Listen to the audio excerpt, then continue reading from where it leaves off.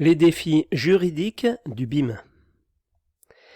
Le BIM, c'est un outil collaboratif, dynamique et évolutif pour la communication et le stockage d'informations en vue de la modélisation électronique d'un bâtiment. Outil collaboratif. À ce jour, les projets en BIM de niveau 2 se multiplient.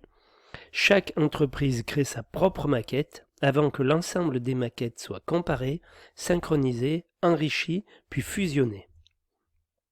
On évoque aussi l'existence du BIM de niveau 3, où chaque intervenant au projet de construction apporte sa contribution directement sur la maquette électronique commune.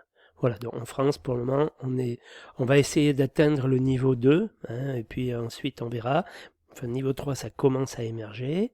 Donc, où chacun apporte sa contribution directement à la maquette, plutôt que de réaliser ses propres plans. Toutefois, la conception totale en BIM de niveau 3 reste encore théorique. Un outil de communication. Dans la mesure où toute partie intervenant au chantier peut avoir accès à l'ensemble des informations, le BIM peut également contenir une plateforme d'échange, permettant ainsi de réduire au minimum la communication par voie classique. Un outil de stockage, car il permet de conserver, suivre et enregistrer le contenu, la date et l'origine de tout apport, modification et communication, et inventorier ainsi tous les événements affectant le projet.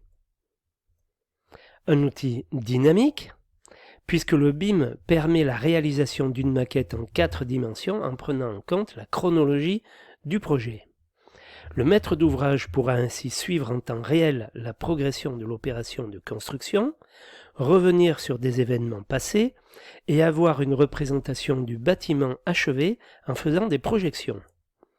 Un outil évolutif, car si le logiciel le permet, la maquette a vocation à s'adapter aux évolutions du bâtiment dans le futur et à prendre en compte le cadre plus global dans lequel il peut s'inscrire, environnement, lotissement, etc. Un BIM ainsi réutilisable permettrait de suivre le destin d'un bâtiment dans toute son existence.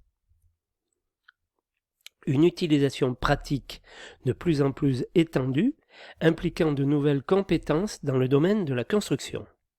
Le BIM trouve des applications dans des domaines de plus en plus variés, en amont du projet, avec la prise en compte de toutes les contraintes de construction, aussi bien juridiques, telles les règles d'urbanisme et les règles privées, servitude, cahier des charges de lotissement, copropriété, que géographiques, environnementales ou écologiques. En aval, avec l'utilisation du BIM post-achèvement, lors de l'exploitation et la maintenance de l'immeuble, ou dans le cadre de la mise en œuvre des garanties de construction.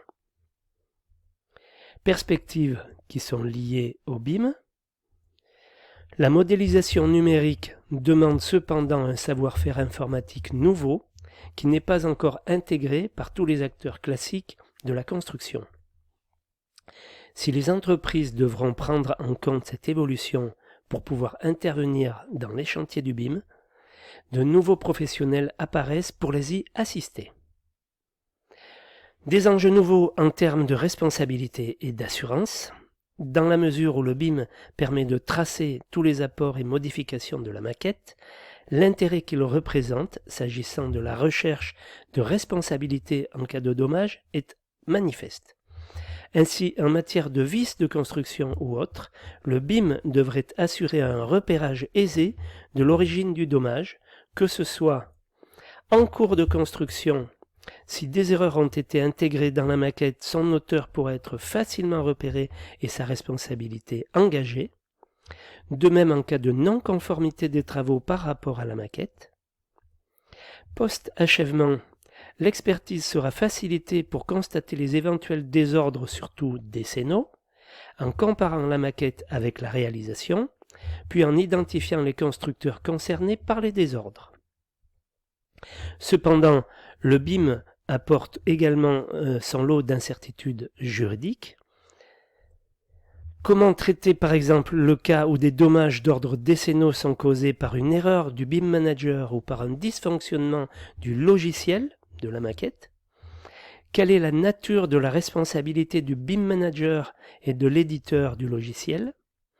Aucun encadrement réglementaire ou légal spécifique au BIM n'existe à ce jour. C'est un frein majeur, il ne faut pas se le cacher.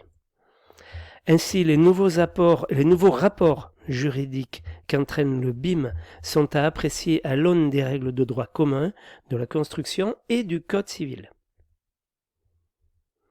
Dans la mesure où tout intervenant à l'acte de construire est redevable des garanties décennales, il pourrait effectivement être envisagé que le BIM manager qui participe activement à la construction de la maquette, elle-même utilisée pour la construction de l'ouvrage, soit redevable de garanties décennales, avec toutes les conséquences que cela emporte notamment au regard des assurances. D'ailleurs maintenant, beaucoup de BIM managers ont une décennale. Le BIM manager devrait ainsi souscrire les assurances de construction adéquates prévues au L241 et suivant du Code des assurances qui indique qu'une entreprise doit être assurée pour les travaux qu'elle réalise.